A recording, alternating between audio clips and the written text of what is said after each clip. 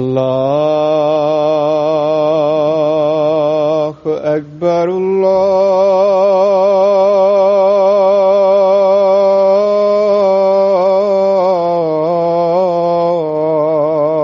الله أكبر الله أكبر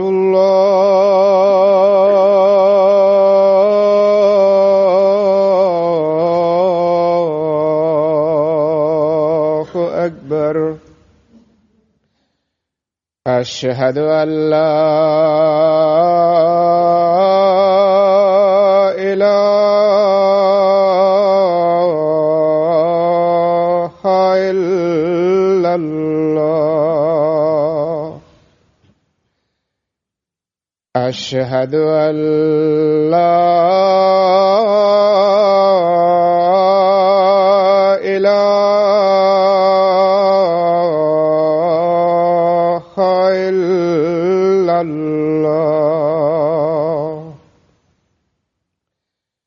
أشهد أن محمدًا رسول الله.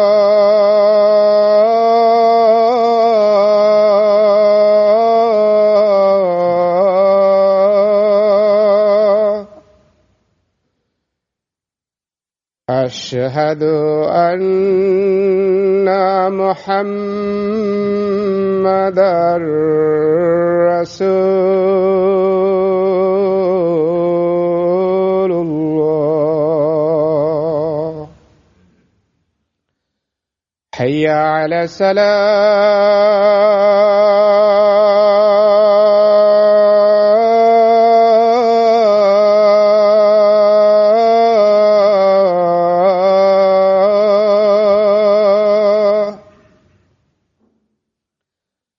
حي على الصلاة.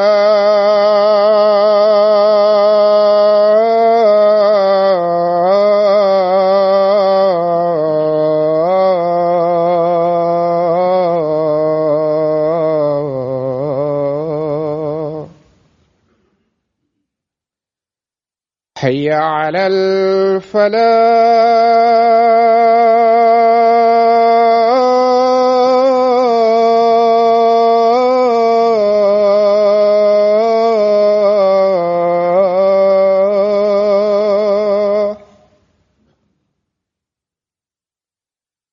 حي على الفلاح.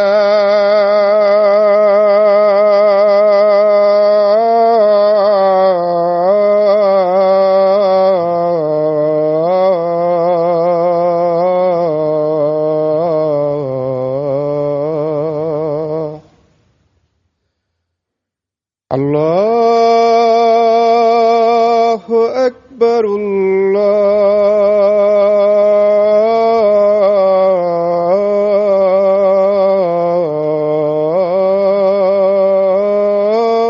الله أكبر. لا إله إلا الله.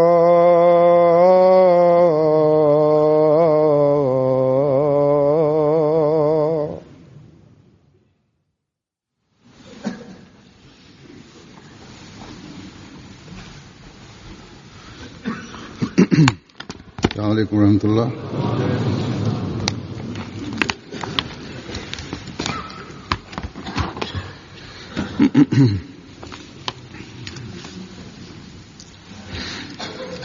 أشهد أن لا إله إلا الله وحده لا شريك له وأشهد أن محمدا عبده ورسوله أما بعد فأعوذ بالله من الشيطان الرجيم بسم الله الرحمن الرحيم الحمد لله رب العالمين الرحمن الرحيم مالك يوم الدين إياك نعبد وإياك نستعين اهدنا الصراط المستقيم صراط الذين أنعمت عليهم غير المغضوب عليهم ولا الضالين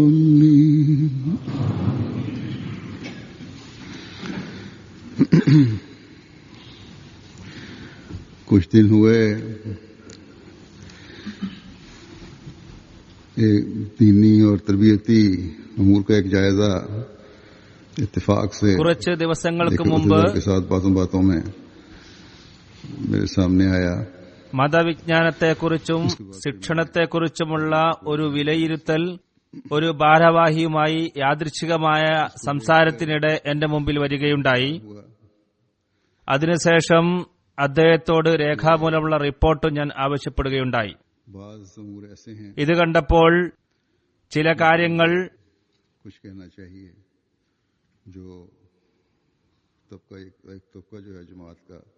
ജമാഅത്തിലെ ഒരു വിഭാഗം ആളുകൾക്ക് വിവരിച്ചു കൊടുക്കേണ്ട ആവശ്യമുണ്ടെന്ന് എനിക്ക് മനസ്സിലായി.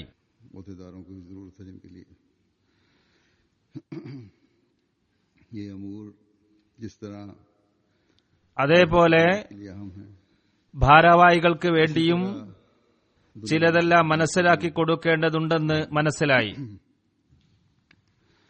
ഈ കാര്യങ്ങൾ ഇവിടെയുള്ള ജമാഅത്തിന് വളരെ സുപ്രധാനമായതുപോലെ തന്നെ ലോകത്തുള്ള മറ്റ് ജമാഅത്തുകൾക്കും സുപ്രധാനമായവയാണ്.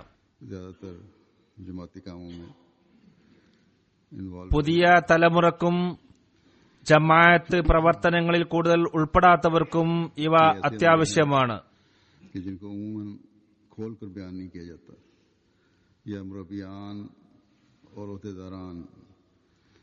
ഇவ்வித കാര്യങ്ങൾ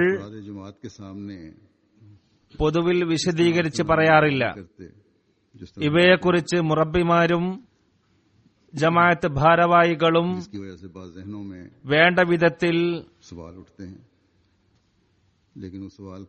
ജമാഅത്ത് അംഗങ്ങളുടെ മുമ്പാകെ വിവരിക്കാറില്ല. ഇത് കാരണം ചിലരുടെ മനസ്സിൽ പല ചോദ്യങ്ങളും ഉദിക്കുന്നു. എന്നാൽ അവർ ചോദ്യങ്ങൾ ആരോടും ചോദിക്കുന്നില്ല. പ്രത്യേകിച്ച് യുവ തലമുറയിലാണ് ഇത് കണ്ടുവരുന്നത്. കാരണം ജമാഅത്തിന്റെ അന്തരീക്ഷവും അവരുടെ അടുത്ത ബന്ധുക്കളും മാതാപിതാക്കളും ഇവരെ മോശക്കാരായി കരുതുമോ എന്ന് അവർ ഭയപ്പെടുന്നു. ഇത് കാരണം വല്ല പൊല്ലാപ്പിലും പെട്ടുപോകുമോ എന്നും അവർ സംശയിക്കുന്നു. ഇവർ മുറബ്ബിമാരോടും മുബല്ലിഗുമാരോടും അറിവുള്ള ഭാരവാഹികളോടും കീഴ്ഘടകങ്ങളിലെ ഭാരവാഹികളോടും അവരുടെ സംശയങ്ങൾ ചോദിച്ച് സംശയങ്ങൾ ദൂരീകരിക്കുകയായിരുന്നു വേണ്ടിയിരുന്നത്. ഖുദ്ദാമുൽ അഹ്മദിയയുമായും ലജ്ന ഇമായില്ലായുമായി ബന്ധപ്പെട്ടവർ അവരുടെ ഭാരവാഹികളോട് സംശയങ്ങൾ ചോദിച്ച് ദൂരീകരിക്കാൻ കഴിയുന്ന തരത്തിലുള്ള ബന്ധം സ്ഥാപിച്ചുകൊണ്ട് സംശയ നിവാരണം നടത്തേണ്ടതായിരുന്നു.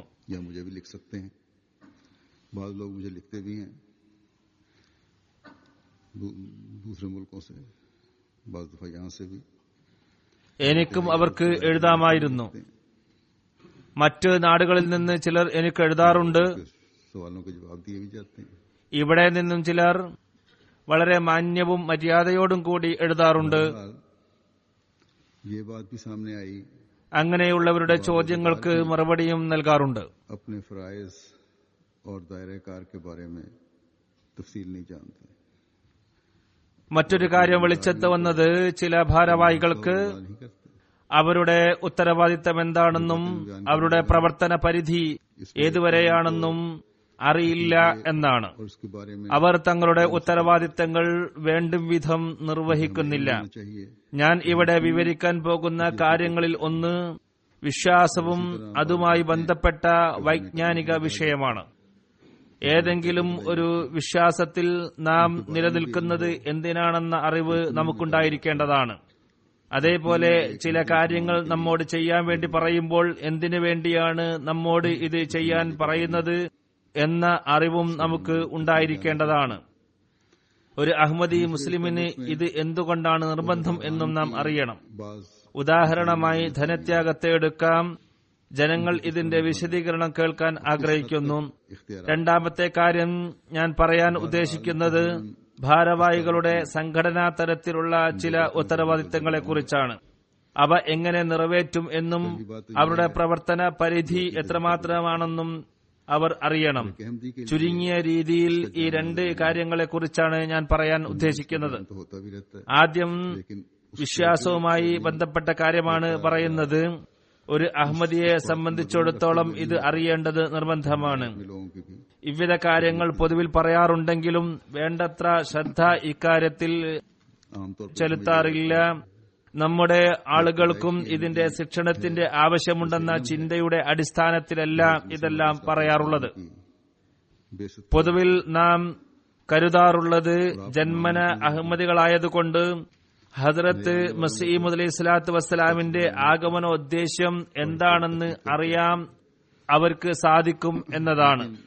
ഹദ്രത്ത് മസീഹ് അലൈഹി സ്വലാത്തു വസ്സലാമിനെ അംഗീകരിക്കേണ്ട കാര്യം എന്താണെന്നും അവർക്കറിയാമെന്ന് നാം കണക്കുകൂട്ടുന്നു. इज्तिमा പുതുതായി വരുന്നവർക്ക് ഇവയെക്കുറിച്ച് നല്ല പരിജ്ഞാനം ഉണ്ടാകും. കാരണം ഇതിനെക്കുറിച്ച് പഠിച്ച് ഗവേഷണം നടത്തിയാണ് അവർ വരുന്നത്. എന്നാൽ ജമാഅത്തിൽ കർമ്മനിരതരല്ലാത്ത സമ്മേളനങ്ങളിലും ഇജ്തിമായിലും മറ്റും പങ്കെടുക്കാത്ത जिसकी तरफ हमें फिक्र से ഒരു ചെറിയ വിഭാഗം ആളുകൾ എല്ലാ നാടുകളിലും ഉണ്ടാകും. नामुल अहमदिया और लजना माइला की तंजीमों को भी अपने प्रोग्राम बना അവരെക്കുറിച്ച് നാം ചിന്തിക്കാറില്ല. എന്നാൽ അവരെ इसी तरह जमात നാം ശ്രദ്ധിക്കേണ്ടതാണ്. ഖുദ്ദാമുൽ അഹ്മദിയായും ലജ്ന ഇമായില്ലായും ഇതിനുവേണ്ടി അവരുടെ പ്രോഗ്രാമുകൾ ഉണ്ടാക്കുകയും के बजाय അതനുസരിച്ച് പ്രവർത്തിക്കുകയും ചെയ്യേണ്ടത് അത്യാവശ്യമാണ്. അതേപോലെ ജമാഅത്തിന്റെ സംവിധാനവും അങ്ങനെയുള്ള ആളുകളെ അവഗണിച്ചു തള്ളുന്നതിന് പകരം के जो ഇവർ നേരെയാകില്ല എന്ന് പറഞ്ഞ് തള്ളിക്കളയുന്നതിന് പകരം അവരെ അടുപ്പിക്കാൻ ശ്രമിക്കേണ്ടതാണ്. ऐसे लोगों के बारे എന്നാൽ ആരാണോ मालूमात भी നിങ്ങളുമായി ഞങ്ങൾക്ക് യാതൊരു ബന്ധവുമില്ലെന്ന് തുറന്നു പറയുന്നത് അവരൊഴികെ, मेन जमाती निजाम എന്നാൽ मेन स्ट्रीम അങ്ങനെയുള്ളവരെ കുറിച്ചുള്ള വിവരങ്ങൾ इन लोगों की ജമാഅത്തിന്റെ മുഖ്യ സംവിധാനം बाज बड़ी उम्र के अहदेदारान അഥവാ മെയിൻ സ്ട്രീം लोग ऐसे जवाब दे देते हैं. കീഴ് ഘടകങ്ങൾക്ക് നൽകേണ്ടതാണ് അവരുടെ അറിവുകൾ. या कुछ हद ചിലപ്പോൾ ചില ഭാരവാഹികളുടെ കാർക്കശ്യം കാരണം ഇങ്ങനെയുള്ള മറുപടി പറഞ്ഞു പോകാറുണ്ട്. കീഴ്ഘടകങ്ങൾക്ക് അവരുടെ സമപ്രായക്കാർ മുഖേനയും तक के फजल से അവരുടെ അതേ ശ്രേണിയിലുള്ളവർ മുഖേനയും ഇവരുടെ ഇസ്ലാഹിന് വേണ്ടി ശ്രമിക്കാൻ കഴിയും. बाज सेक्रेटरी ഈ ഒരു രീതി സ്വീകരിച്ച സ്ഥലങ്ങളിലെല്ലാം വിജയം ലഭിച്ചിട്ടുണ്ട്. के लिए ऐसे ചില സ്ഥലങ്ങളിലുള്ള को सामने रखते हुए തർബിയത്ത് സെക്രട്ടറിമാർ അങ്ങനെയുള്ള ആളുകളുടെ മാനസിക നില നോക്കി ശിക്ഷണത്തിനു വേണ്ടി പ്രത്യേക ടീമുകളെ ഉണ്ടാക്കിയിട്ടുണ്ട്. कोशिश ये होनी चाहिए ഇതിന് വളരെ നല്ല പ്രതികരണമാണ് ഉണ്ടായിട്ടുള്ളത്. हर अहमदी ഇവരിൽ നിന്നും നല്ല പ്രതികരണമാണ് ലഭിച്ചിട്ടുള്ളത്. अहदेदार की ഒരു അഹ്മദി പോലും और हर നഷ്ടപ്പെടാതിരിക്കാനുള്ള ശ്രമമാണ് കഴിവിന്റെ പരമാവധി നാം ചെയ്യേണ്ടത്. ഇത് ഓരോ ഭാരവാഹിയുടെയും ഓരോ മുറബിയുടെയും ഉത്തരവാദിത്തമാണ്. കീഴ്ഘടകങ്ങളുടെയും ജമാഅത്ത് സംവിധാനത്തിന്റെയും ഉത്തരവാദിത്തമാണ്. सलाम ഈ അടിസ്ഥാന കാര്യത്തിന് ശേഷം ഞാൻ പറഞ്ഞതുപോലെ ആദ്യമായി ഞാൻ പറയാൻ പോകുന്നത് വിശ്വാസപരമായ കാര്യമാണ്. ഹദ്രത്ത് മസീഹ് അലൈഹി സ്വലാത്തു വസ്സലാമിന്റെ ആഗമനോദ്ദേശം എന്താണെന്ന് ഓരോ അഹമ്മദിയും അറിഞ്ഞിരിക്കേണ്ടതാണ്. അതേപോലെ അദ്ദേഹത്തെ അംഗീകരിക്കേണ്ടത് എന്തുകൊണ്ടാണ് നിർബന്ധം. ഇതിനായി ഹദ്രത്ത് മസീഹ് അലൈഹി സ്വലാത്തു വസ്സലാമിന്റെ വാക്കുകളിൽ തന്നെ ഇവ വിവരിക്കുകയാണ് ഉചിതമെന്ന് എനിക്ക് തോന്നുന്നു. ആ മഹാത്മാവ് പറയുന്നു, തിരുനബി സല്ലല്ലാഹു അലൈഹി വസല്ലമയുടെ വിനിഷ്ടമായിരിക്കുന്ന പ്രതാപത്തെ സ്ഥാപിക്കാനും വിശുദ്ധ ഖുർആന്റെ സത്യതയെ ലോകത്തിന് കാണിച്ചു കൊടുക്കുകയും ചെയ്യാൻ വേണ്ടിയാണ് ഞാൻ അയക്കപ്പെട്ടിരിക്കുന്നത്. ഈ പ്രവർത്തികളെല്ലാം നടന്നുകൊണ്ടിരിക്കുന്നുണ്ട്. എന്നാൽ ആരുടെ കണ്ണുകളിലാണോ മറയുള്ളത് അവർക്ക് ഇത് കാണാൻ സാധ്യമല്ല. ഇപ്പോഴാണെങ്കിൽ ഈ പ്രസ്ഥാനം സൂര്യനെ പോലെ പ്രശോഭിതമായി കഴിഞ്ഞിരിക്കുന്നു. ഇതിലുള്ള അടയാളങ്ങളും തെളിവുകളും എത്രയോ ആളുകൾ സാക്ഷിയാണ്. ഈ സാക്ഷികളെയെല്ലാം ഒരു സ്ഥലത്ത് ഒരുമിച്ച് കൂട്ടുകയാണെങ്കിൽ ഭൂമുഖത്ത് ഒരു രാജാവിനും ഇത്ര വലിയ സൈന്യവ്യൂഹം ഉണ്ടെന്ന് പറയാൻ കഴിയില്ല. ഈ പ്രസ്ഥാനത്തിന്റെ സത്യതയ്ക്കുള്ള തെളിവുകൾ വളരെ കൂടുതലാണ്. അവയെല്ലാം വിവരിക്കുക തന്നെ എളുപ്പമുള്ള കാര്യമല്ല.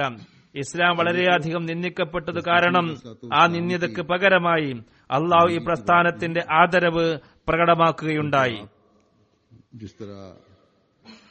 ഈ ആദരവ് ഹദ്രത്ത് മസീഹ് അലൈഹി സ്വലാത്തു വസ്സലാമിന്റെ കാലത്ത് മാത്രമുള്ളതല്ല.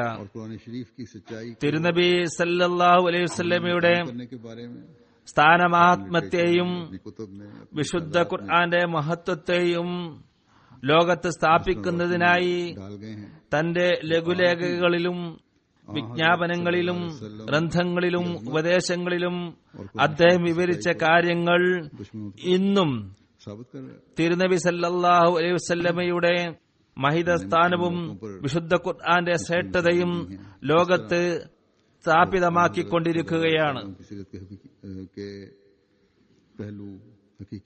തിരുനബി സല്ലല്ലാഹു അലൈഹി വസല്ലമയുടെ ജീവിതത്തിന്റെ യഥാർത്ഥ വശങ്ങൾ ഞാൻ വിവിധ സന്ദർഭങ്ങളിൽ അന്യരുടെ മുമ്പാകെ വിവരിച്ചപ്പോൾ അവരെല്ലാം തന്നെ നിർബന്ധിതരായി പറഞ്ഞത് ഇതാണ് തിരുനബി സല്ലല്ലാഹു അലൈഹി വസല്ലമയുടെ യഥാർത്ഥ ജീവിതവും അധ്യാപനവുമെങ്കിൽ ഞങ്ങൾ പിഴവ് പറ്റി എന്ന് പറഞ്ഞ് പല സംഭവങ്ങളും ഞാൻ കേൾപ്പിച്ചിരുന്നു.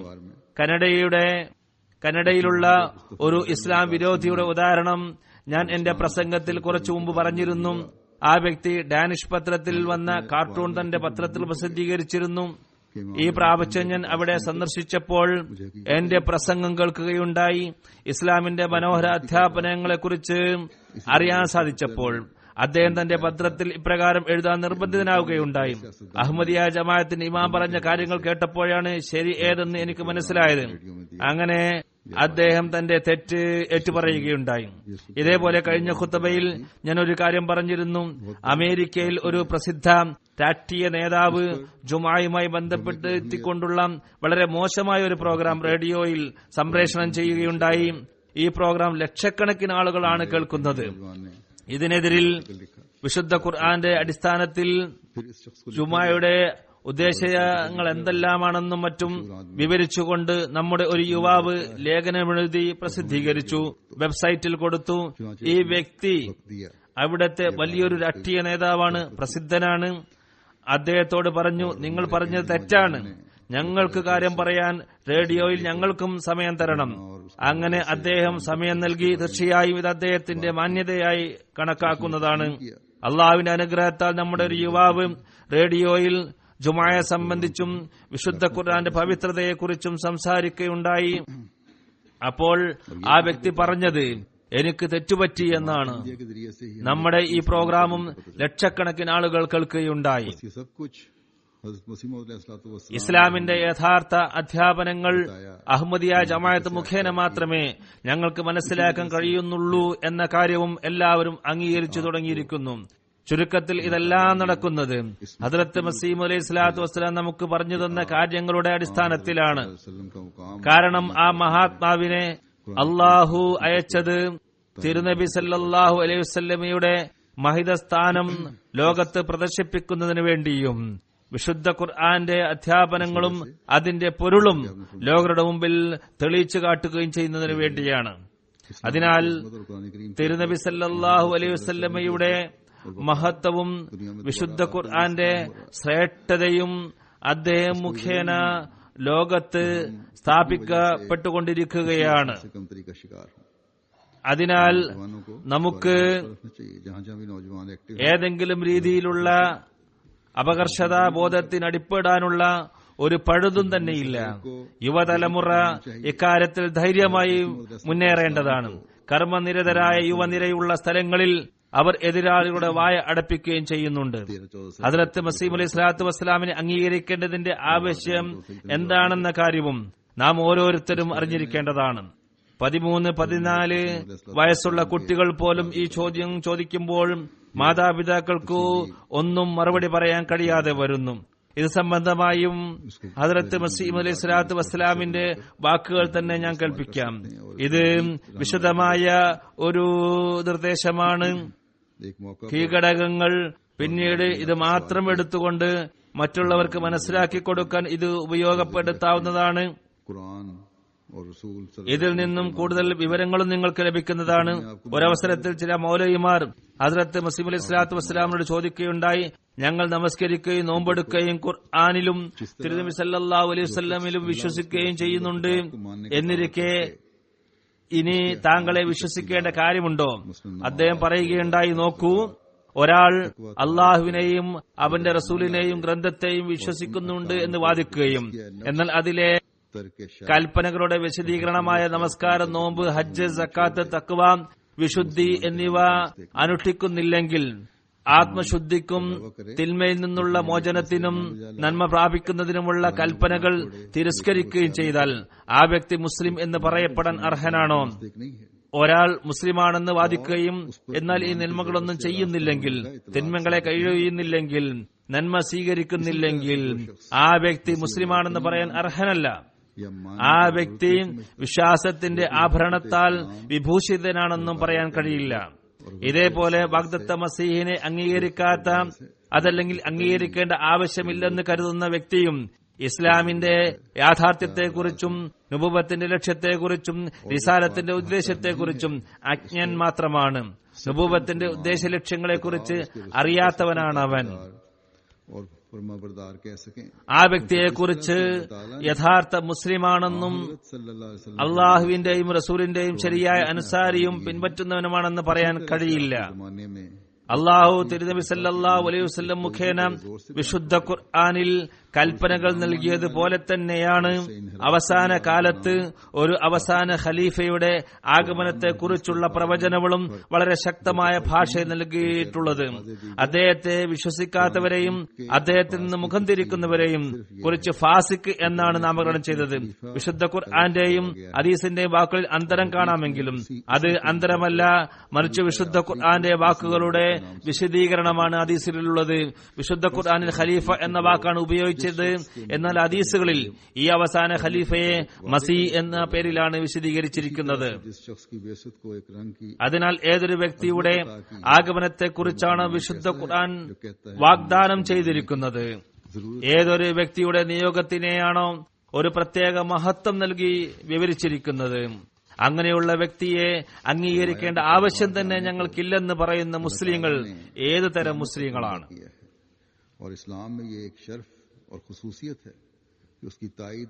ആത്മാ പറയുന്നു, ഖലീഫമാരുടെ വരവിനെ അള്ളാഹു ഖിയാമത്ത് നാൾ വരെ ദീർഘിപ്പിച്ചിട്ടുണ്ട്.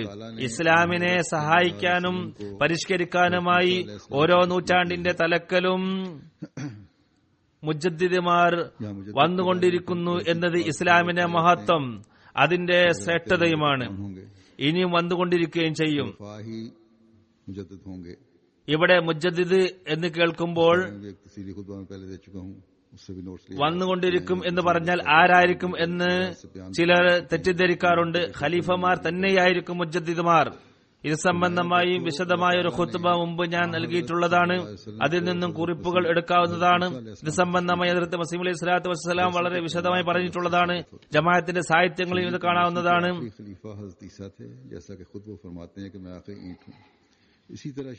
തിരുനബി സല്ലല്ലാഹു അലൈഹി വസല്ലമയെ ഹദ്റത്ത് മൂസാ നബിയോടാണ് അള്ളാഹു ഉപമിച്ചിരിക്കുന്നത്. കമാ എന്ന വാക്കിൽ നിന്നും ഇത് വ്യക്തമാകുന്നതാണ്. മൂസവി ശരീഅത്തിന്റെ അവസാന ഖലീഫ ഹദ്റത്ത് ഈസ ആയിരുന്നു. ഞാൻ അവസാനത്തെ കല്ലാണ് എന്ന് അദ്ദേഹം തന്നെ പറയുകയുണ്ടായി. ഇതേപോലെ മുഹമ്മദ് ശരീഅത്തിലും ഇതിനെ നവമായി നിർത്തുന്നതിനും പരിഷ്കരിക്കുന്നതിനുമായി ഖലീഫമാർ വരുന്നു. ഖിയാമത്ത് നാൾ വരെ വരുന്നതാണ്. അതേപോലെ അവസാന കാലത്തെ ഖലീഫക്ക് പരസ്പരമുള്ള സാദൃശ്യം കാരണമായും ഇരുവരുടെയും ജോലിയിലും സാദൃശ്യമുള്ളത് കാരണമായും അദ്ദേഹത്തിന്റെ നാമം വാഗ്ദത്ത മസീഹ് എന്ന് വെക്കുകയുണ്ടായി. മാത്രമല്ല, ചെറിയ രീതിയിലുള്ള ഒരു പരാമർശമല്ല ഇദ്ദേഹത്തെ കുറിച്ച് നടത്തിയിരിക്കുന്നത്.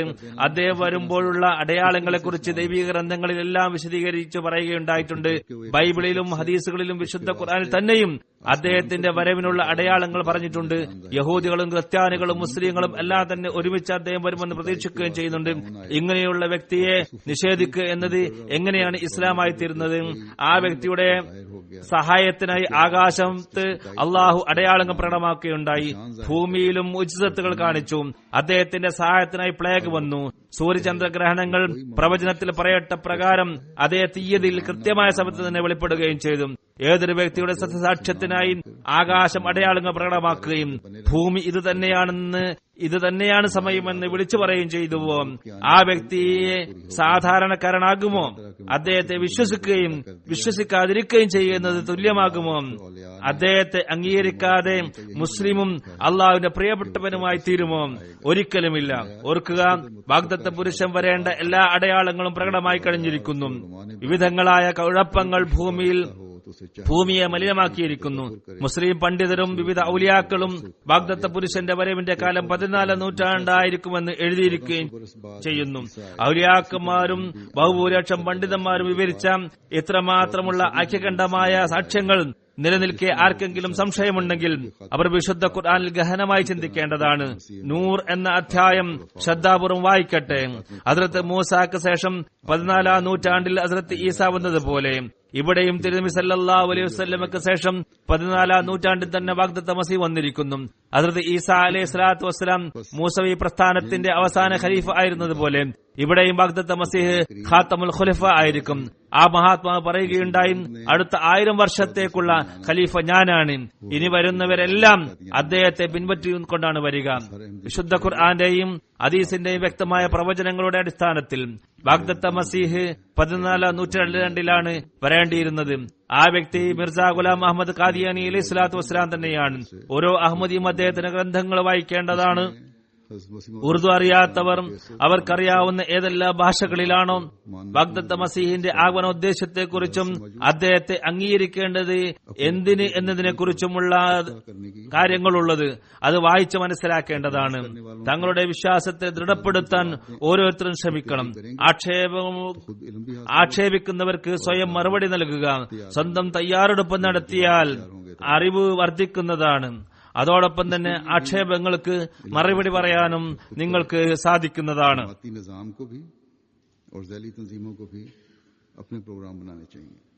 ഈ പ്രവൃത്തി ഓരോരുത്തരും സ്വയം ചെയ്യുന്നതോടൊപ്പം ജമാഅത്ത് സംവിധാനവും കീഴ്ഘടകങ്ങളും അവരുടേതായ പ്രോഗ്രാമുകൾ ഉണ്ടാക്കേണ്ടതാണ്. വാഗ്ദത്ത മസീഹിന്റെ ആഗമനോദ്ദേശമെന്തെന്നും അദ്ദേഹത്തെ അംഗീകരിക്കേണ്ടത് എന്തുകൊണ്ട് നിർബന്ധം എന്നും ഓരോരുത്തരിലും എത്തിയിരിക്കേണ്ടതാണ്. ഇനി തർബിയത്തുമായി ബന്ധപ്പെട്ട കാര്യമാണ് പറയുന്നത്. ആദ്യം ഞാൻ വിശ്വാസപരമായ കാര്യം പറയുകയുണ്ടായി. രണ്ടാമത്തെ തർബിയത്തിന്റെ കാര്യമാണ്.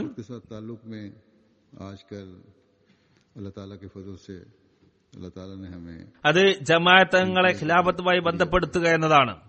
ഖിലാഫത്തുമായി ബന്ധപ്പെടുത്തുന്നതിന് അല്ലാഹു തആല ഇക്കാലത്ത് നമുക്ക് MTA എന്ന സംവിധാനം നൽകിയിരിക്കുന്നു. ഇതുകൂടാതെ അൽ ഇസ്ലാം വെബ്സൈറ്റ് ഉണ്ട്. ഇവയുമായി ഓരോ അഹമ്മദി പുരുഷനെയും സ്ത്രീയെയും യുവതിയെയും യുവാതുവിനെയും ബന്ധപ്പെടുത്തേണ്ട ആവശ്യമാണുള്ളത്. ജമാഅത്ത് സംവിധാനത്തിനും കീഴ്ഘടകങ്ങൾക്കും ഇതിനായി പ്രയത്നിക്കേണ്ടതാണ്.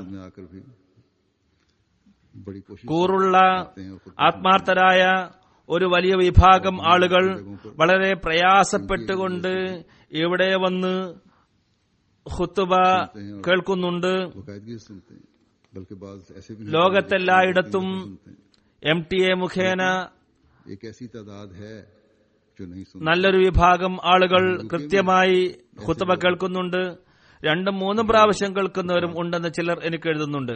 എന്നാൽ ഖുത്ബകൾ കേൾക്കാത്തവരും ഉണ്ട്. प्रोग्राम देखते हैं, ഇവിടെ UK-യിൽ തന്നെ ഖുത്ബ കേൾക്കാത്തവരും മറ്റു പ്രോഗ്രാമുകൾ കാണാത്തവരുമായ ആളുകളുണ്ട്. बाद में അവർ ഇവിടെ നടക്കുന്ന ചില പ്രോഗ്രാമുകളിൽ തന്നെ പങ്കെടുക്കാറില്ല. जिसकी वजह से मजबूरन ഒരു ജമാഅത്തിൽ आयत की गई। കുറെ പേർ जब ജമാഅത്തിന്റെ അധ്യാപനങ്ങൾക്ക് വിരുദ്ധമായി പ്രവർത്തിക്കുകയുണ്ടായി. അത് കാരണം അവർക്കെതിരെ നിർബന്ധിതമായി ചില നടപടികൾ എടുക്കുകയുണ്ടായി. बात नहीं सुनते, അവരെക്കുറിച്ച് കൂടുതലായി അന്വേഷണം നടത്തിയപ്പോൾ മനസ്സിലായത് അവരിൽ ഭൂരിഭാഗവും ഖുത്ബ കേൾക്കാത്തവരും ना जमाती प्रोग्रामों में शामिल होते हैं, ജമാഅത്തിൽ സജീവമല്ലാത്തവരുമാണെന്നാണ്. क्योंकि उनके खून में था, तो इसलिए ജമാഅത്തിന്റെ പ്രോഗ്രാമുകളിലൊന്നും അവർ പങ്കെടുക്കാറില്ല. उनको सजा दी गई थोड़ी सी, എന്നാൽ ജമാഅത്തുമായുള്ള അവരുടെ ബന്ധം और इंतहाई फिक्र രക്തത്തിൽ അലിഞ്ഞു ചേർന്നതായിരുന്നു. भी लिखने लगे। അതുകൊണ്ട് അവർക്ക് ചെറിയ രീതിയിൽ ശിക്ഷ നൽകിയപ്പോൾ അവർ അസ്വസ്ഥരാകുകയുണ്ടായി. വളരെ വേദനയോടുകൂടി മാപ്പിനുള്ള അപേക്ഷ എനിക്ക് എഴുതാൻ തുടങ്ങി. बस ऐसे भी हैं ചിലർ എന്നെ വന്ന് കണ്ടു. कारोबारों की वजह से അപ്പോൾ അവർ കരയുന്നുണ്ടായിരുന്നു. അവർ വെറും ഭൗതിക ചിന്താഗതിക്കാരായിരുന്നുവെങ്കിൽ ഈ ഒരവസ്ഥ ഉണ്ടാകുമായിരുന്നില്ല. ചുരുക്കത്തിൽ ഭൗതികവുമായ ചുറ്റുപാട് കാരണം അശ്രദ്ധരായി കഴിയുന്നവരുമുണ്ട്. അവർക്ക് കാര്യങ്ങൾ പറഞ്ഞു കൊടുക്കുമ്പോൾ ലജ്ജിതരായിത്തീരുന്നു, करवाना തൗബയും ഇസ്തിഗ്ഫാറും ചെയ്യുന്നു. रखना, ഭാവിയിൽ ജമാഅത്തുമായുള്ള ബന്ധം സുദൃഢമാക്കാൻ ശ്രമിക്കുകയും ചെയ്യുന്നു. निजाम है। ഇങ്ങനെയുള്ളവരെ ഓർമ്മപ്പെടുത്തിക്കൊണ്ടിരിക്കുക എന്നത് ജമാഅത്തിന്റെ മുഖ്യ സംവിധാനത്തിന്റെ സെക്രട്ടറിമാരുടെയും खिलाफत से हर फर्ज മുറബിമാരുടെയും കീഴ്ഘടകങ്ങളുടെയും പ്രവൃത്തിയാണ്. दिलों में खिलाफत से ताल्लुक और वफा ഖിലാഫത്തുമായി ഓരോ വ്യക്തിയെയും നേരിട്ട് ബന്ധപ്പെടുത്താനായി പരിശ്രമിക്കുക. उनको समझाया, ഹൃദയങ്ങളിൽ ഖിലാഫത്തിനോടുള്ള സ്നേഹവും കൂറും जो अगर कोई गर्द पड़ भी गई हो ഉണ്ടാക്കാനായി ശ്രമിക്കുക. മുമ്പേ സ്നേഹമുള്ളവര് ഒന്നുകൂടി പറഞ്ഞ് മനസ്സിലാക്കി കൊടുത്താൽ മുമ്പത്തേക്കാൾ ഉപരി ആവേശത്തോടെ ആ സ്നേഹം പ്രകടിപ്പിക്കുന്നതായിരിക്കും. വല്ല പൊടിയും പിടിച്ചിട്ടുണ്ടെങ്കിൽ തന്നെ അതെല്ലാം നീങ്ങിപ്പോകുന്നതാണ്. मुस्तकिल ഈ കൂറിന്റെ പ്രകടനം കാണുന്നത് അവർക്ക് വല്ല ശിക്ഷയും നൽകുമ്പോഴാണ്. തർബിയത്ത് വിഭാഗം तवज्जो दिलाते रहे।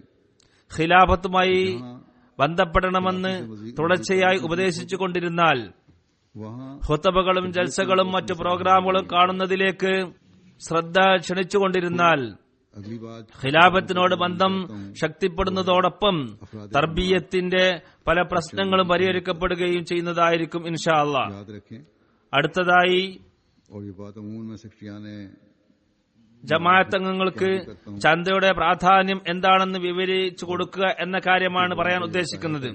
ഒരു കാര്യം നാം ഓർക്കണം, മാൽ സെക്രട്ടറി ഈ കാര്യം ശ്രദ്ധിക്കേണ്ടതാണ്. जिनकी अदायगी का अल्लाह ताला ने ചന്ത എന്നത് ഒരു ടാക്സ് അല്ല എന്ന് ജമാഅത്ത് അംഗങ്ങളെ ബോധ്യപ്പെടുത്തുക. फरमाता है, അള്ളാഹു വിശുദ്ധ ഖുർആൻ വിവിധ സ്ഥലങ്ങളിൽ പറഞ്ഞിട്ടുള്ള കടമകളിൽ ഉൾപ്പെട്ടതാണിത്. वस्मऊ व अतीउ व अनफिकु खैरन लिअनफुसिकुम ഒരു സ്ഥലത്ത് അള്ളാഹു പറയുന്നു, मन युqa शुहा नफ्सिही फउलाइका ഫത്തഖുല്ലാഹ മസ്തതഅതും तुक़रिज़ुल्लाह വസ്മഉ വഅതിഉ വഅൻഫിഖു ഖൈറൻ ലിഅൻഫുസികും വമൻ യുഖ ശുഹ നഫ്സിഹി ഫഉലൈക ഹുമുൽ മുഫ്ലിഹൂൻ वल्लाहु शकुरुन हलीम। ഇൻ തുഖ്രിദുല്ലാഹ ഖർളൻ ഹസനൻ बस अल्लाह का तकवा अख्तियार करो जिससे तुम्हें तौफीक है, और सुनो और इताअत യുളായിഫുഹു ലക്കും വയഗ്ഫിർ ലക്കും വല്ലാഹു ശക്കൂറുൻ ഹലീം. कंजूसी से बचाए जाएं, तो यही हैं वो लोग അതുകൊണ്ട് നിങ്ങൾ കഴിവതും അള്ളാഹുവിനെ സൂക്ഷിക്കുക, ശ്രദ്ധിച്ചു കേൾക്കുകയും അനുസരിക്കുകയും ചെലവഴിക്കുകയും ചെയ്യുക. അത് നിങ്ങൾക്ക് തന്നെ ഗുണകരമാണ്. തങ്ങളുടെ മനസ്സിനെ പിശുക്കിൽ നിന്നും രക്ഷപ്പെടുത്തുന്നവരാരോ അവർ തന്നെയാണ് വിജയികൾ. നിങ്ങൾ അള്ളാഹുവിന് നല്ല നിലയിൽ കടം കൊടുക്കുന്നതായാൽ അവൻ നിങ്ങൾക്ക് വർദ്ധിപ്പിച്ചു തരുന്നതാണ്. देगा तो बख्श देगा, और अल्लाह बहुत ഇൻ ദിക്റുല്ലാഹി ഖർളൻ ഹസനൻ യുളായിഫുഹു ലക്കും വയഗ്ഫിർ ലക്കും. बस അവൻ നിങ്ങൾക്ക് ഇരട്ടിയായി മടക്കിത്തരും, അവൻ നിങ്ങൾ പുറത്തു തരികയും ചെയ്യും. അള്ളാഹ് വളരെയധികം വിലയിരുത്തുന്നവനും കരുണാർദ്രനുമാകുന്നു. खुदा पाने वाले हैं जो खुदा की राह में खर्च करते हैं। അള്ളാഹുവിന്റെ മാർഗത്തിൽ ചെലവഴിക്കുക എന്നത് फरमाया कि ഒരു വിശ്വാസിക്ക് നിർബന്ധമാണെന്ന് ഈ വചനത്തിൽ നിന്നും മനസ്സിലാക്കുന്നതാണ്. അള്ളാഹുവിന്റെ മാർഗത്തിൽ ചെലവഴിക്കുന്നവരാണ് വിജയികൾ. അള്ളാഹുവിന്റെ മാർഗത്തിലുള്ള നിങ്ങളുടെ ചെലവഴിക്കൽ യഥാർത്ഥത്തിൽ അള്ളാഹുവിന് കടം നൽകിയതുപോലെയാണ്. അള്ളാഹു തന്റെ ദാസന്റെ ത്യാഗത്തിനുള്ള പ്രതിഫലം പല മടങ്ങ് വർദ്ധിപ്പിച്ച് മടക്കി നൽകുന്നവരാണ്. अल्लाह ने हमें कई गुना बढ़ाकर ഇത് സംബന്ധമായി പലരും പല സംഭവങ്ങളും എനിക്കെഴുതാറുണ്ട്. कर चुका हूँ. ഞങ്ങൾ ഇത്ര ചന്ത നൽകിയെന്നും അള്ളാഹു അതിന് പകരമായി ഇത്രമാത്രം മടങ്ങ് ഞങ്ങൾക്ക് വർദ്ധിപ്പിച്ചു നൽകി എന്നും അവർ എനിക്കെഴുതുന്നു. ഇത് സംബന്ധമായുള്ള പല സംഭവങ്ങളും മുമ്പ് ഞാൻ വിവരിച്ചു കേൾപ്പിക്കുകയും ചെയ്തിട്ടുള്ളതാണ്. അള്ളാഹു നിരാശ്രയനാണ്, എല്ലാ സമ്പത്തിന്റെയും ഉടമസ്ഥനാണ്. അവർ നമ്മുടെ ധനത്തിന്റെ ആവശ്യമില്ല. നമ്മെ ശുദ്ധീകരിക്കാനും നമ്മുടെ അനുസരണ നിലവാരം അറിയാനും വേണ്ടി തഖ്വയുടെ മാർഗം അന്വേഷിക്കുന്നവരാണോ നമ്മൾ എന്ന് കാണുന്നതിന് വേണ്ടി സാമ്പത്തിക ത്യാഗത്തിനുള്ള നമ്മുടെ വാദം എത്രമാത്രം ശരിയാണെന്ന് പരിശോധിക്കുന്നതിന് വേണ്ടി ആണ് അള്ളാഹു അവന്റെ മാർഗത്തിൽ ചെലവഴിക്കാൻ നമ്മോട് പറഞ്ഞിരിക്കുന്നത്. അവന്റെ हम चंदा क्यों देते ദീൻ പ്രചരിപ്പിക്കുന്നതിനും അത് വ്യാപിപ്പിക്കുന്നതിനുമായി നിങ്ങൾ ചെലവഴിക്കുക എന്നവൻ പറയുന്നു. അതുകൊണ്ട് ഓരോ അഹമ്മദിയും ചന്ത എന്തിനാണ് നാം നൽകുന്നതെന്ന ആത്മാവിനെയാണ് മനസ്സിലാക്കേണ്ടത്. സദർ ജമാഅത്തിന് വേണ്ടിയോ സെക്രട്ടറി മാലിന് വേണ്ടിയോ അവരെ സന്തോഷിപ്പിക്കാനോ അതല്ലെങ്കിൽ അവരിൽ നിന്ന് മോചനം കിട്ടുന്നതിന് വേണ്ടിയോ ആണ് ചന്ത നൽകുന്നതെങ്കിൽ അങ്ങനെയുള്ള ചന്തക്ക് ഒരു പ്രയോജനവുമില്ല. അങ്ങനെയുള്ളവർ നൽകാതിരിക്കുകയാണ് നല്ലത്. മത്സരിച്ച് മറ്റുള്ളവരെക്കാളും കൂടുതൽ നൽകണം എന്ന ഒരു ഉദ്ദേശമാണ് ഉള്ളതെങ്കിൽ देने वाले ये सोचें അതുകൊണ്ടും ഒരു പ്രയോജനവുമില്ല.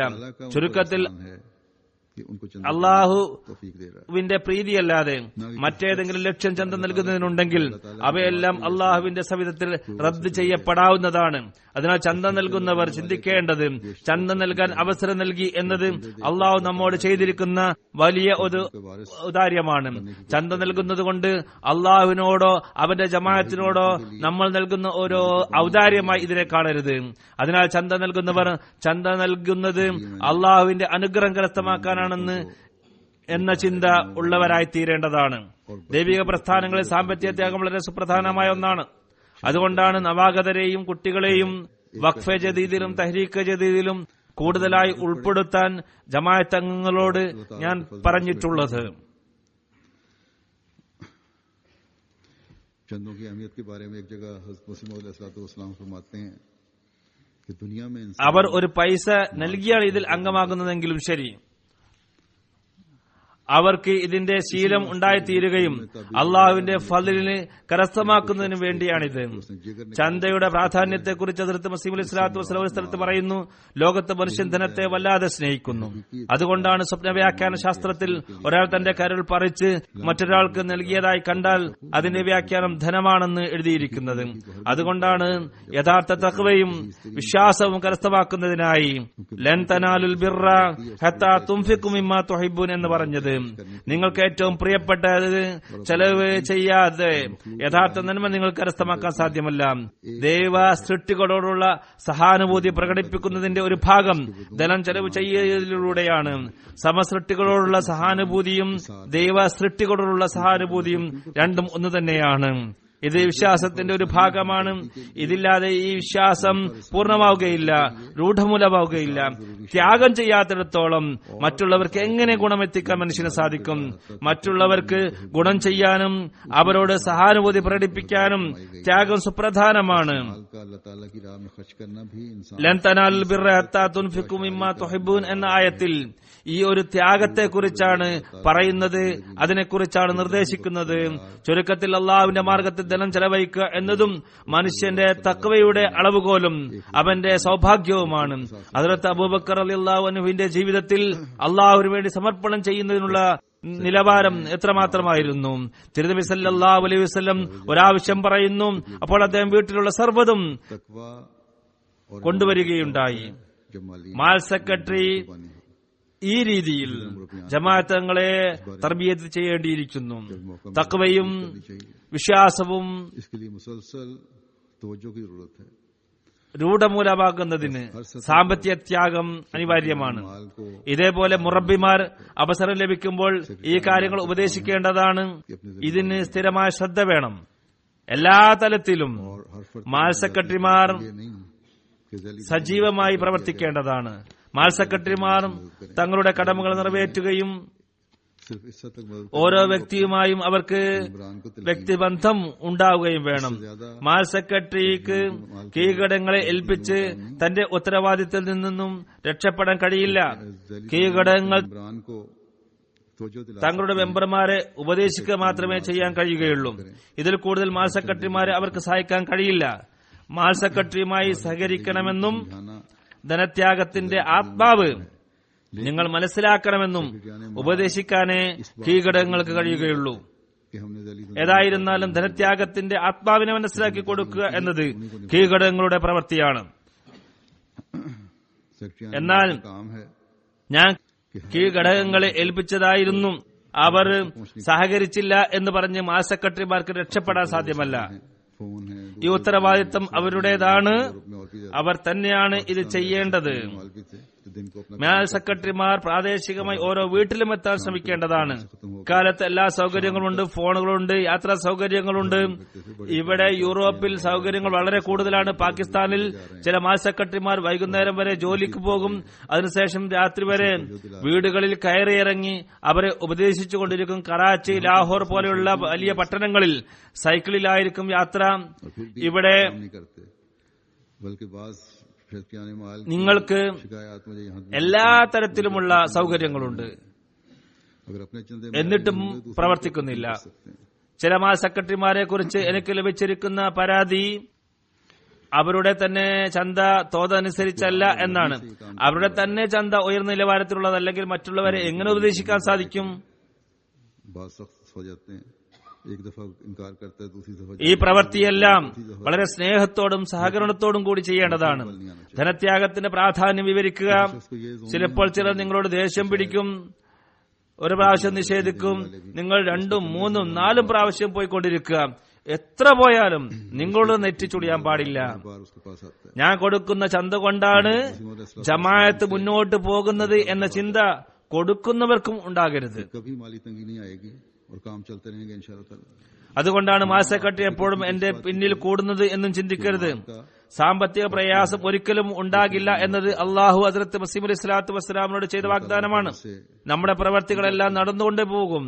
ധനം ചെലവഴിക്കുന്നത് ശരിയായ രീതിയിൽ ആകുമോ എന്നൊരൊറ്റ ചിന്ത മാത്രമേ അദ്ദേഹത്തിനുണ്ടായിരുന്നുള്ളൂ. खर्च में लापरवाही അള്ളാഹുവിന്റെ അനുഗ്രഹത്താൽ ശരിയായ രീതിയിൽ ചെലവ് ചെയ്യാനും പൂർണ്ണമായി പരിശ്രമിച്ചു വരുന്നുണ്ട്.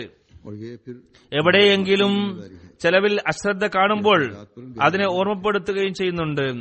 ഓഡിറ്റ് സംവിധാനം ഇതിനു വേണ്ടിയാണ് ജമാഅത്തിൽ ഉള്ളത്. फाल करे അമീർ ജമാഅത്തും ചെലവിന്റെ കാര്യത്തിൽ പ്രത്യേകം ശ്രദ്ധിക്കേണ്ടതാണ്. कि जिस तरह വന്ന ബില്ലെല്ലാം തന്നെ നിർബന്ധമായും പാസാക്കി വിടണം എന്നില്ല. ഓഡിറ്റ് സംവിധാനത്തെ ശക്തിപ്പെടുത്തുക. ഓഡിറ്റർക്ക് ഏതു രീതിയിലാണോ പ്രവർത്തിക്കാൻ ഉദ്ദേശിക്കുന്നത് ആ രീതിയിൽ പ്രവർത്തിക്കാനുള്ള സ്വാതന്ത്ര്യം നൽകേണ്ടതാണ്. പൂർണ്ണ അധികാരം നൽകേണ്ടതാണ്. भी लदा तारीख भी की जाती है ചെലവിനെ കുറിച്ചും അല്പം പറയാം.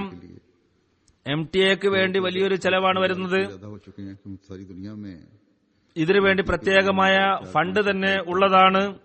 ലോകം മുഴുവനും MTA സംപ്രേഷണം ചെയ്യുന്നതിനായി 4-5 സാറ്റലൈറ്റുകൾ പ്രവർത്തിക്കുന്നുണ്ട്. അതുകൊണ്ട് ഇപ്പോൾ ചെലവ് വളരെ കൂടുതലാണ്. അതിന്റെ ഫണ്ട് കൊണ്ട് മാത്രം MTA-ക്ക് മതിയാകുന്നതല്ല. ജമാഅത്തിന്റെ മൊത്തം ബജറ്റിൽ നിന്നും സംഖ്യ ചെലവഴിക്കുന്നുണ്ട്. लोगों को तो जो करनी चाहिए, अगर जलसे के दूसरे दिन की तकरीर को गौर से सुने ഇക്കാര്യത്തിലേക്കും പ്രത്യേകം ശ്രദ്ധ വേണ്ടതാണ്. कि अल्लाह ताला ने जमात के ഇവിടെ നടക്കുന്ന ജൽസയിലെ 2ാം ദിവസത്തെ എന്റെ പ്രസംഗം നിങ്ങൾ ശ്രദ്ധാപൂർവം കേൾക്കുകയാണെങ്കിൽ അള്ളാഹു ജമാഅത്തിന്റെ ധനത്തിൽ എത്രമാത്രമാണ് അനുഗ്രഹങ്ങൾ ഇടുന്നതെന്ന് ഓരോരുത്തർക്കും മനസ്സിലാക്കുന്നതാണ്. നമ്മുടെ പ്രവർത്തനം എത്രമാത്രം വ്യാപ്തി കൈവരിക്കുന്നുണ്ടെന്നും മനസ്സിലാകുന്നതാണ്. അള്ളാഹു ഓരോ വർഷവും എത്രമാത്രം ഫലം നൽകുന്നുണ്ടെന്നും जमात की माली कुर्बानियों से होते हैं। ഏതു രീതിയിലാണ് നൽകുന്നത് എന്നുമെല്ലാം നിങ്ങൾക്ക് മനസ്സിലാക്കുന്നതാണ്. तो जो दिलाने ഈ ചെലവെല്ലാം തന്നെ ജമാഅത്ത് അംഗങ്ങളുടെ ധനത്യാഗത്തിലൂടെയാണ് നടക്കുന്നത്. ഇതുകൂടാതെ സംഘടനാ തലത്തിലുള്ള ചില കാര്യങ്ങളിലേക്കും നിങ്ങളുടെ ശ്രദ്ധ ക്ഷണിക്കാൻ ഞാൻ ആഗ്രഹിക്കുന്നു. ഞാൻ പറഞ്ഞതുപോലെ उनको गौर करना കാലത്തിന്റെ ഖലീഫയുടെ ഖുത്ബകൾ കേൾക്കേണ്ടത് വളരെ ആവശ്യമാണ്. जमात को ഇതേപോലെ മറ്റു സന്ദർഭങ്ങളിൽ പറയപ്പെടുന്ന കാര്യങ്ങൾ ശ്രദ്ധിക്കേണ്ടതും കുറിച്ചു വെക്കേണ്ടതും അത്യാവശ്യമാണ്. ഭാരവാഹികൾ ഇവിധ കാര്യങ്ങൾ खासतौर पर ये काम है कि खुतबात में अगर कोई हिदायत दी गई है ജമാഅത്ത് അംഗങ്ങളുടെ ശ്രദ്ധയിൽപ്പെടുത്തുന്നതോടൊപ്പം സ്വയം ഈ കാര്യങ്ങൾ ശ്രദ്ധിക്കേണ്ടതാണ്. और सदराने जुमा ഖുത്ബയിൽ വല്ല നിർദ്ദേശവും ഉണ്ടെങ്കിൽ, और फिर തർബിയത്ത് പരമായ വല്ല കാര്യവും പറഞ്ഞിട്ടുണ്ടെങ്കിൽ ഉടനെ തന്നെ കുറിച്ചെടുക്കുകയും പ്രസിഡന്റുമാർക്ക് ഉടനെ സർക്കുലർ അയക്കുകയും ചെയ്യേണ്ടത് അമീർമാരുടെ സുപ്രധാന ജോലിയിൽപ്പെട്ടതാണ്. लेकिन जो रिपोर्ट का जहां तक ഇതനുസരിച്ച് പ്രവർത്തിക്കുന്നുണ്ടോ എന്നും അവർ നിരീക്ഷിക്കേണ്ടതാണ്. जमात के അമേരിക്ക ജമാഅത്തിലെ അമീർ സാഹിബ് फिर आगे सर्कुलर भी करते हैं ഖുത്ബയിൽ വല്ല കാര്യവും വന്നാൽ അത് കുറിച്ചെടുക്കുകയും അതുടനെ ജമാഅത്തിന് भी चाहिए इस पर अमल करें. എത്തിച്ചു കൊടുക്കുകയും ചെയ്യുന്നുണ്ടെന്ന റിപ്പോർട്ട് എനിക്ക് ലഭിക്കാറുണ്ട്. മറ്റു സ്ഥലങ്ങളിൽ ഇങ്ങനെ പ്രവർത്തനം നടക്കുന്നുണ്ടാകാം. എനിക്ക് റിപ്പോർട്ട് മറ്റു സ്ഥലങ്ങളിൽ നിന്നും ലഭിക്കാറില്ല. अगर यहाँ सही रंग ഏതായിരുന്നാലും എല്ലാവരും ഇങ്ങനെ ചെയ്യേണ്ടതാണ്. UK ഒരു ചെറിയ രാജ്യമാണ്. ഇവിടെ ഇത് സംബന്ധമായി ശരിയായ രീതിയിൽ പ്രവർത്തിക്കുകയാണെങ്കിൽ से बढ़कर बेहतरीन नतीजे यहाँ निकल सकते हैं. इसके अलावा मरकज से മറ്റെല്ലാ ജമാഅത്തുകളെക്കാളും मेरी तरफ से നല്ല ഫലം ഇവിടെ ലഭിക്കുന്നതാണ്. वो भी आपका काम है ഇത് കൂടാതെ കേന്ദ്രത്തിൽ നിന്നും जमातों को पहुंचाई जाए और फिर उसका എന്നിൽ നിന്നും വിവിധ നിർദ്ദേശങ്ങൾ വരാറുണ്ട്. भी किया जाए, फीडबैक भी. അവയെല്ലാം ഉടനെ ജമാഅത്തുകളിൽ എത്തിക്കുക എന്നതും इसी तरह അതിന്റെ തുടർ നടപടികൾ എന്തായെന്ന് അന്വേഷിക്കേണ്ടതും അമീർമാരുടെ ജോലിയാണ്. सिर्फ इस बात पर न बैठ जाए कि रीजनल अमीर काम कर रहे हैं और तमाम काम का നാഷണൽ അമീർമാർ उन्हीं पर हो. റീജിയണൽ അമീർമാരെ നിയമിച്ചുകൊണ്ട് सही तरीक नहीं है. അവരെല്ലാം ചെയ്യും എന്ന് പറഞ്ഞ് ഇരിക്കരുത്. इससे എല്ലാം പ്രവൃത്തിയുടെയും ഉത്തരവാദിത്തം അവരിൽ മാത്രം ആവരുത്. ഇങ്ങനെയാകാൻ പാടില്ല. ഇത് ശരിയായ രീതിയല്ല. जमातों में दूरी पैदा हो रही है. ഇത് കാരണം കേന്ദ്രവും पैदा हो रहा है. ജമാഅത്തും തമ്മിലുള്ള ബന്ധത്തിൽ मरकज तक बराह അകൽച്ച ഉണ്ടായിക്കൊണ്ടിരിക്കുന്നതായാണ് എന്റെ അനുഭവം പറയുന്നത്. जरूरत है. കേന്ദ്രവുമായി ഞങ്ങൾക്ക് നേരിട്ട് ബന്ധപ്പെടാൻ സാധിക്കില്ല എന്ന ചിന്താഗതിയാണ് ഇപ്പോൾ ഉണ്ടായിക്കൊണ്ടിരിക്കുന്നത്. ഈ ഒരു ചിന്താഗതിയും ഇല്ലാതെയാക്കാൻ ശ്രമിക്കേണ്ടതാണ്. അതുകൊണ്ട് ഇവിടെയും काम और മറ്റു രാജ്യങ്ങളിലും അമീർമാർ വർഷത്തിൽ 2 പ്രാവശ്യമെങ്കിലും പ്രസിഡന്റുമാരുമായി മീറ്റിംഗ് നടത്തേണ്ടതാണ്. इसी तरह सेक्रेटरी ने പ്രവർത്തനം ഏത് രീതിയിൽ നടക്കുന്നുണ്ടെന്ന് അവലോകനം നടത്തേണ്ടതാണ്. सेक्रेटरी ने तो എത്ര ഓർമ്മപ്പെടുത്തിയിട്ടും പ്രവർത്തിക്കാത്ത പ്രസിഡന്റുമാരെ കുറിച്ചുള്ള റിപ്പോർട്ട് എനിക്ക് അയച്ചു തരിക. മാൽ സെക്രട്ടറി, जायजा लें. തർബിയത്ത് സെക്രട്ടറി, अगर തബ്ലീഗ് സെക്രട്ടറി എന്നിവരുമായും 2 മീറ്റിംഗ് കഴിയില്ലെങ്കിൽ 1 മീറ്റിംഗെങ്കിലും വർഷത്തിൽ നടത്തേണ്ടതാണ്. പ്രവർത്തനം വിലയിരുത്തണം. बाकी शोबों के बहुत सारे जो ഈ സെക്രട്ടറിമാർ സജീവമായി പ്രവർത്തിക്കുകയാണെങ്കിൽ हो जाएंगे. മറ്റു വകുപ്പുകളിലുള്ള इससे नेशनल अमीर अपने प्रोग्राम बनाएं कि हर പല പ്രശ്നങ്ങളും किस तरह पहुंचकर പരിഹരിക്കപ്പെടുന്നതാണ്. सवाल करना है. അതുകൊണ്ട് ഓരോ ജമാഅത്തിലും उनमें तो ये कोई मुश्किल काम नहीं है. എത്തിക്കൊണ്ട് और जो ജമാഅത്തിന് എങ്ങനെ കർമ്മനിരതരാകാൻ കഴിയും എന്ന പ്രോഗ്രാം ഇന്നു മുതൽ നാഷണൽ അമീർമാർ ഉണ്ടാക്കേണ്ടതാണ്. UK പോലെയുള്ള ചെറിയ രാഷ്ട്രങ്ങളിൽ ഇത് വലിയ പ്രയാസമുള്ള കാര്യമല്ല. കേന്ദ്രത്തിലോ ഏതെങ്കിലും റീജിയനിലോ അവർക്ക് ഒരുമിച്ച് കൂടാവുന്നതാണ്. ذاتی رابطہ അമേരിക്ക, കനഡയെ പോലെയുള്ള വലിയ നാടുകളിലുള്ളവർ फाल बनाने के लिए वो कर सकते हैं. ഓരോ പ്രാദേശിക ജമാഅത്തുമായി എങ്ങനെ ബന്ധപ്പെടാൻ സാധിക്കുമെന്നും जो पहले അവരെ കർമ്മനിരതരാക്കാൻ സാധിക്കുമെന്നുമുള്ള പദ്ധതികൾ ആവിഷ്കരിക്കുക. से प्यार और नरमी का सलूक करें. മറ്റൊരു കാര്യം ഞാൻ പലപുരു പറഞ്ഞിട്ടുള്ളതാണ്. बातें की थी. അത് ജമാഅത്തങ്ങളോട് വളരെ സ്നേഹത്തോടും ആർദ്രതയോടും കൂടി പെരുമാറുക എന്നതാണ്. UK ഷൂറയിൽ ഞാൻ ചെറിയൊരു പ്രഭാഷണം നടത്തിയിരുന്നു. इंतजामी उमूर में एक അത് എല്ലാ ഭാരവാഹികളിലേക്കും എത്തേണ്ടതാണ്. अपने शोबा के कवायद के വക്കാലത്ത് തബ്ഷീർ ഇത് എല്ലാവരിലും എത്തിക്കാനുള്ള സംവിധാനം ഒരുക്കേണ്ടതാണ്. हर एक शोबे സംഘടനാ തലത്തിലുള്ള മറ്റൊരു കാര്യം, क्या इख्तियारात हैं. ഭാരവാഹികൾ അവരുടെ വകുപ്പിലെ നിയമങ്ങളും ചട്ടങ്ങളും നിർബന്ധമായി വായിച്ചിരിക്കേണ്ടതാണ്. ഓരോ വകുപ്പിന്റെയും ജോലി എന്താണെന്നും അവരുടെ പരിധി എന്താണെന്നും ഓരോരുത്തരും അറിഞ്ഞിരിക്കേണ്ടതാണ്. इस पर നാഷണൽ അമീറിനുള്ള ഒരു നിർദ്ദേശം ഇതാണ്: റീജിയണൽ അമീർമാരെ അവർ ഏതെല്ലാം ഉത്തരവാദിത്തങ്ങളാണ് ഏൽപ്പിക്കുന്നത് അത് കേന്ദ്രത്തെ അറിയിക്കേണ്ടതാണ്. ഇതനുസരിച്ച് എവിടെയും പ്രവർത്തിക്കുന്നില്ല എന്നാണ് ഞാൻ മനസ്സിലാക്കുന്നത്. കാരണം ഇന്ന വ്യക്തിയെ റീജിയണൽ അമീറായി നിയമിച്ചിട്ടുണ്ടെന്നും അവരുടെ ജോലി ഇതെല്ലാമാണെന്നും പറഞ്ഞുകൊണ്ടുള്ള കത്തൊന്നും എനിക്ക് വന്നിട്ടില്ല. 177 ചട്ടത്തിൽ ഇത് വ്യക്തമായി എഴുതിയിട്ടുള്ളതാണ്. ഇപ്പോൾ ഇതിന്റെ ആവശ്യം നേരിട്ടിരിക്കുകയാണ്. കാര്യത്തിലേക്ക് ശ്രദ്ധിക്കേണ്ടതാണ്. അമീർമാർ നിയമാവലിയിലെ 212 മുതൽ 220 വരെയുള്ള ചട്ടങ്ങൾ നിർബന്ധമായും വായിച്ചിരിക്കേണ്ടതാണ്. ഇത് മനസ്സിൽ സൂക്ഷിക്കണം. ഇതനുസരിച്ച് പ്രവർത്തിക്കുകയും വേണം. പ്രത്യേകിച്ച് ഏതെങ്കിലും കാര്യത്തിൽ തീരുമാനമെടുക്കേണ്ടതായി വരുമ്പോൾ ഇത് ഓർക്കേണ്ടതാണ്. ഇത് സംബന്ധമായി മുബല്ലിഗുമാരെ ഒരു കാര്യം ഓർമ്മപ്പെടുത്താൻ ഞാൻ ആഗ്രഹിക്കുന്നു. അവരും അവരുടെ ഉത്തരവാദിത്തങ്ങൾ നിറവേറ്റുക. അവരുടെ ഒരു ഉത്തരവാദിത്തം ജമാഅത്തുകളിൽ വിശുദ്ധ ഖുർആൻ പഠിപ്പിക്കുന്ന സംവിധാനം ഉണ്ടാക്കുക എന്നതാണ്. അവർ വല്ലപ്പോഴും ജമാഅത്ത് സന്ദർശനത്തിന് പോകുമ്പോൾ കുട്ടികളെയും ഓതാൻ അറിയാത്തവരെയും വിശുദ്ധ ഖുർആൻ പഠിപ്പിക്കാൻ കഴിവുള്ള അധ്യാപകരെ അവർ തയ്യാറാക്കുക. ഈ ക്ലാസുകൾ സ്ഥിരമായി നടത്തണം. ആഴ്ചയിൽ ഒരു ദിവസമോ 2 ദിവസമോ നടത്തിയാൽ പോരാ.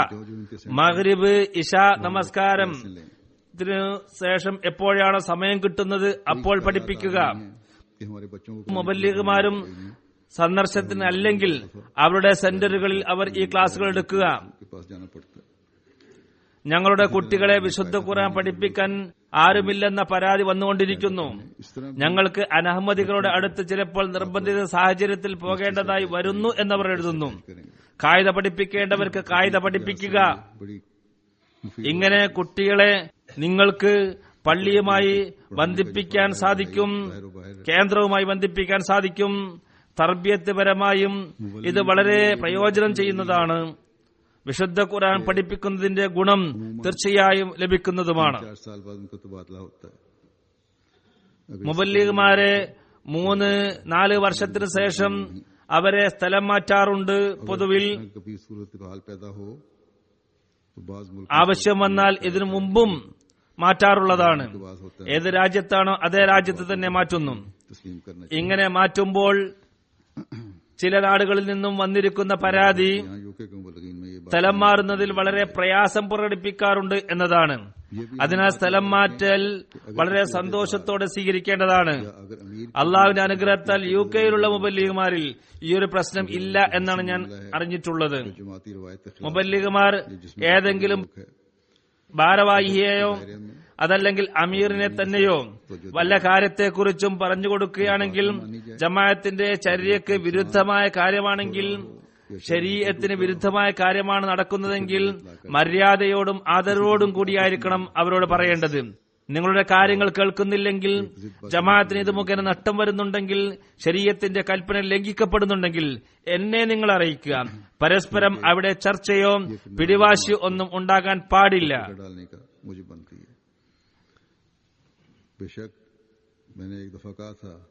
കാരണം ഇത് ജമാഅത്ത് സംവിധാനത്തിൽ വിള്ളലുണ്ടാക്കാൻ കാരണമായി തീരുന്നതാണ്. മുറബിമാർക്ക് മതകാര്യങ്ങളിൽ അമീർമാരോട് കാര്യങ്ങൾ പറയാമെന്ന് ഞാൻ നേരത്തെ പറഞ്ഞിരുന്നതാണ്. അതിനുവേണ്ടി ഏറ്റവും ഉത്തമ മാർഗം സ്വീകരിക്കേണ്ടതാണ്. ഏറ്റവും നല്ല സ്വഭാവം അവിടെ പ്രകടിപ്പിക്കേണ്ടതാണ്. ജമാഅത്ത് സംവിധാനത്തിന് കോട്ടം തട്ടാത്ത രീതിയിലായിരിക്കണം ഉപദേശിക്കേണ്ടത്.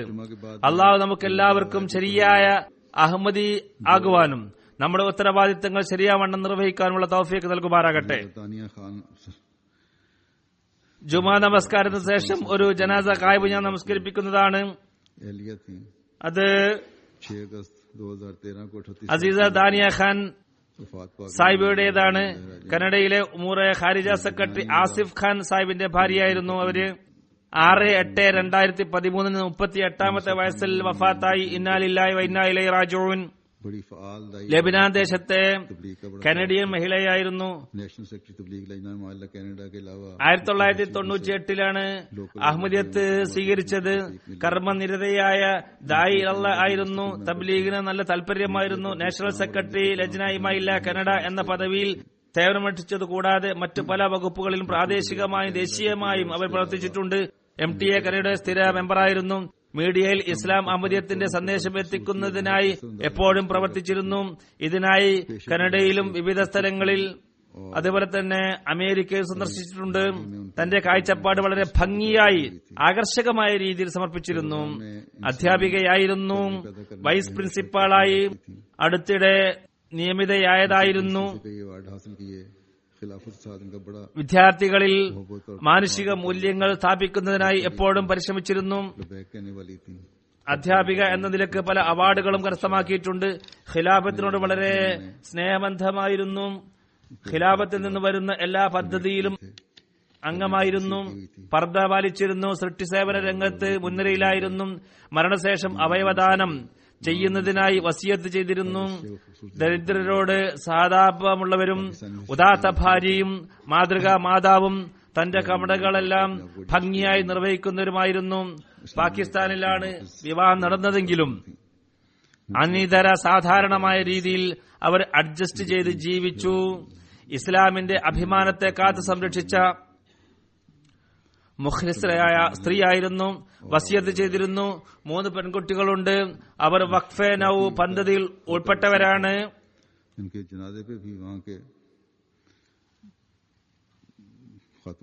ഇവരുടെ ബന്ധം വളരെ വിശാലമായിരുന്നു. ഇവരുടെ ജനാസയിൽ ആ സ്റ്റേറ്റിലെ മുഖ്യമന്ത്രി വന്നിരുന്നു. മുഖ്യമന്ത്രി സ്ത്രീയാണ്. പാർലമെന്റ് മെമ്പറും കൌൺസിലർമാരും സ്കൂളിലെ സഹാധ്യാപകരും കുട്ടികളും എല്ലാം അടങ്ങുന്ന വലിയൊരു ജനാവലി തന്നെ ഉണ്ടായിരുന്നു. വളരെ പ്രസിദ്ധയായിരുന്നു, സർവപ്രിയയായിരുന്നു. ചെറിയവരിൽ നിന്നും വലിയവരിൽ നിന്നുമെല്ലാം ഇവരുടെ മഹത്വം ഞാൻ കേട്ടിട്ടുണ്ട്. അള്ളാഹു ഇവർക്ക് മഗ്ഫിറത്ത് നൽകുമാറാകട്ടെ, പദവികൾ ഉയർത്തട്ടെ, മക്കൾക്ക് ക്ഷമയും ധൈര്യം നൽകട്ടെ, ഭർത്താവിനും ക്ഷമ നൽകുമാറാകട്ടെ. الحمدلله نحمده ونستعينه ونستغفره ونؤمن به ونتوكل عليه ونعوذ بالله من شرور أنفسنا ومن سيئات أعمالنا من يهده الله فلا مضل له ومن يضلل فلا هادي له ونشهد أن لا إله إلا الله ونشهد أن محمدا عبده ورسوله عباد الله رحمكم الله إن الله يأمر بالعدل والإحسان وإيتاء ذي القربى وينهى عن الفحشاء والمنكر والبغي يعظكم لعلكم تذكرون اذكروا الله يذكركم وادعوه يستجب لكم ولذكر الله أكبر.